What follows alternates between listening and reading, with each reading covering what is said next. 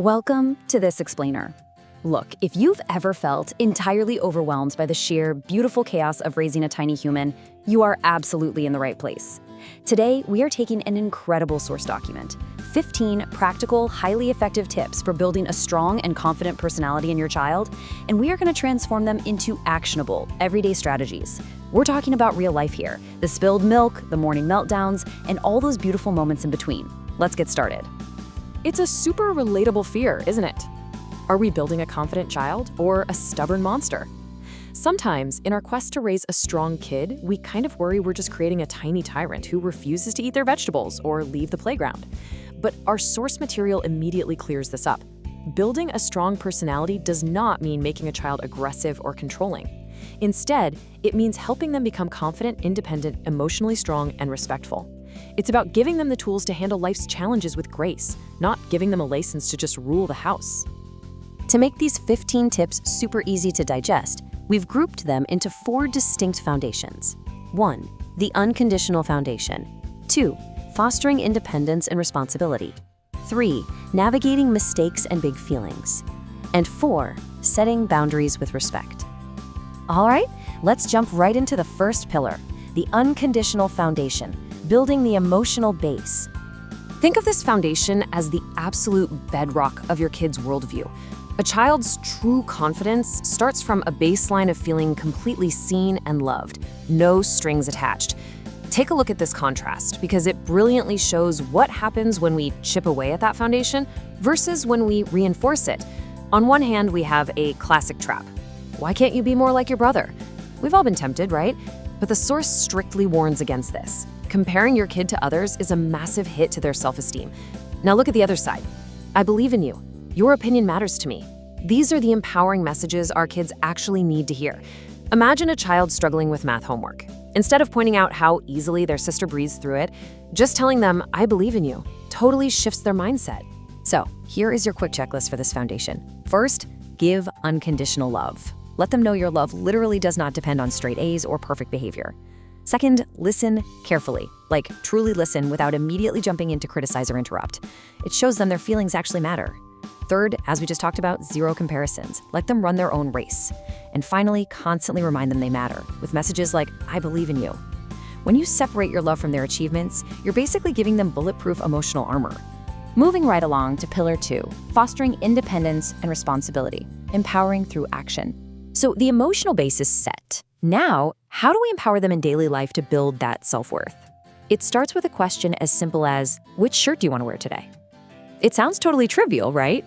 But there is immense psychological weight behind it. By offering age-appropriate choices like picking an outfit or choosing a Saturday morning activity, you aren't just getting them dressed. You're helping your child develop a deep sense of independence. You're showing them, hey, your voice actually has power in the real world. Here is the step-by-step roadmap for this pillar. Step 1, give those simple choices we just mentioned. Step 2, assign age-appropriate responsibilities. Seriously, something as small as tossing their toys in a bin or putting spoons on the table teaches children that they're capable, and more importantly, that you trust them. And Step 3, celebrate small progress. Notice the little moments. Don't wait for the big wins. When your kid tries a new food, speaks up to a relative, or overcomes a fear of the dark, celebrate it. Those little moments of success absolutely compound into massive confidence over time. Okay, on to pillar number 3, navigating mistakes and big feelings, handling the messy stuff. Because, let's be real, parenting is messy. Kids are gonna fail and there will be tears. Picture this, it's a totally real-life scenario. Your kid just spent 20 minutes building this epic block tower, and then, boom, the family dog wags its tail and wipes the whole thing out. Cue the meltdown. Your kid's block tower just collapsed. Now what? Our gut instinct is usually to rush in, rebuild the tower, and stop the crying, right? But the source tells us to do the exact opposite. Kids absolutely need to understand that mistakes and disappointments are just a normal part of learning. Here is exactly how you handle that mini disaster. Step 1, just pause. Do not rush in to fix it for them. Step 2, ask a powerful question like, what do you think we should do? Or how could we fix this for next time? And Step 3, let them problem solve. Honestly, when we stop fixing every little thing, we give them the space to build their own critical thinking skills. We're literally teaching them resilience. And once they do figure it out, how we praise them is a total game changer. Look at this. Saying, "You are so smart," praises a static, unchangeable trait. The source suggests flipping that to, "I'm proud of how hard you worked and how you kept trying." This teaches kids that persistence and effort are what's truly valuable.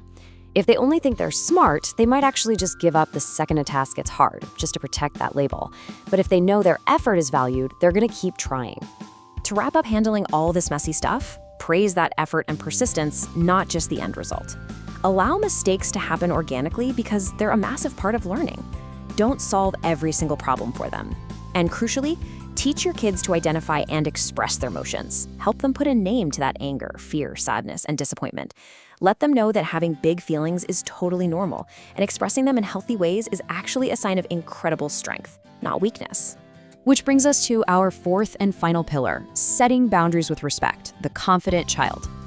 Raising a confident, independent kid does not mean letting them run wild, for sure. It means setting boundaries without falling back on old-school authoritarianism, insults, or yelling. Let's say your kid just threw a toy in frustration. On one side, we have, "You are a bad child." On the other, "That behavior is not okay." See the difference? We have to correct the behavior without attacking the child's actual identity. Skip the insults, skip the humiliation entirely. Just remind yourself in the heat of the moment, correct the action, preserve the child. And boundaries work both ways.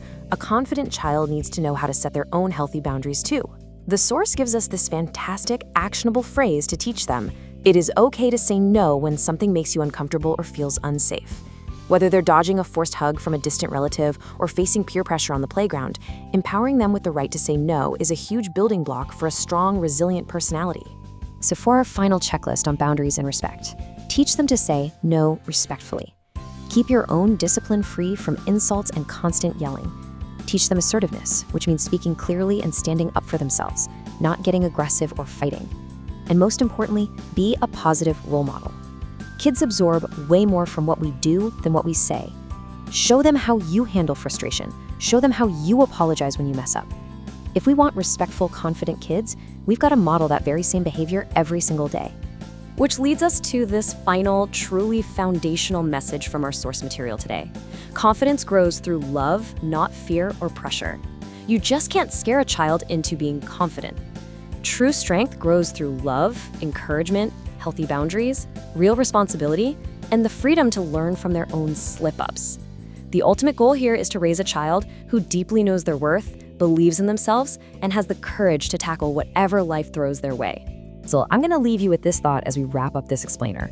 The next time the block tower falls, the milk spills, or the homework gets really tough, are you ready to step back, let them make a mistake, and watch them proudly try again tomorrow? It's not the easy route, I know, but it is the true path to building a remarkably strong and confident personality in your child. Thanks so much for hanging out with me for this explainer, and good luck out there.